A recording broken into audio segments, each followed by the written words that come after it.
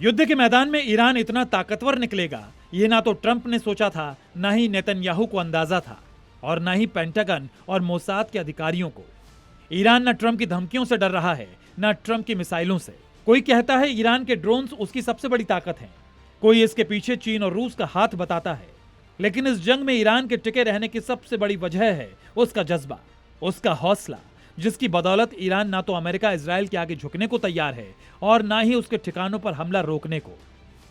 यकीन ना हो तो इस ईरानी कमांडर को सुनिए, जिसने ट्रंप के ईरान में ब्लैकआउट की धमकी का करारा जवाब दिया है।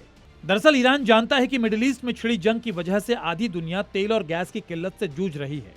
स्ट्रेट ऑफ हॉर्मुज में दर्जनों देशों के ऑयल टैंकर से लदे जहाज फंसे हुए हैं।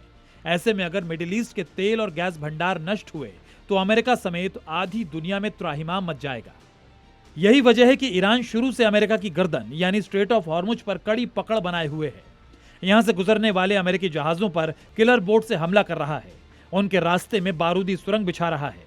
ईरान की इस वॉर पॉलिसी से अमेरिका में हाहाकार मचा हुआ है। हालांकि ट्रंप फिर भी अपनी जीत की हुंकार भर रहे हैं, जंगी अखाड़े में ईरान को पटखनी देने की बात कर रहे हैं, अमेरिका के लोगों के सामने हर रोज जीत की रट लगाए हुए हैं। लेकिन हकीकत यह है कि मिडिल ईस्ट की जंग में जीत तो दूर, ट्रंप लीड यानी बढ़त तक नहीं ले पाए हैं। ऊपर से जंग जैसे जैसे लंबी खिंचती जा रही है, वैसे वैसे अमेरिका को अरबों का नुकसान झेलना पड़ रहा है। हालांकि सच ये भी है कि इस युद्ध में सबसे ज्यादा नुकसान ईरान को ही हुआ है। जंग में ईरान के सबसे ज्यादा सैनिक मारे गए हैं, उसके सैन्य ठिकाने और हथियार डिपो तबाह हो गए हैं, उसके ड्रोन और मिसाइल बेस प्रभावित हुए हैं, कमांड सेंटर्स और रडार सिस्टम को भी निशाना बनाया गया है। इतना ही नहीं, ईरान के ऊर्जा क्षेत्र को भी नुकसान पहुंचा है, ईरान के बड़े शिप पर भी हमले हुए हैं। लेकिन इतना कुछ होने के बावजूद भी ईरान 14 दिन से युद्ध में टिका है। दुनिया के सबसे शक्तिशाली कहे जाने वाले देश को बारूदी जवाब दे रहा है। खाड़ी देशों में जहां जहां अमेरिकी बेस हैं, वहां मिसाइलों से हमला कर रहा है।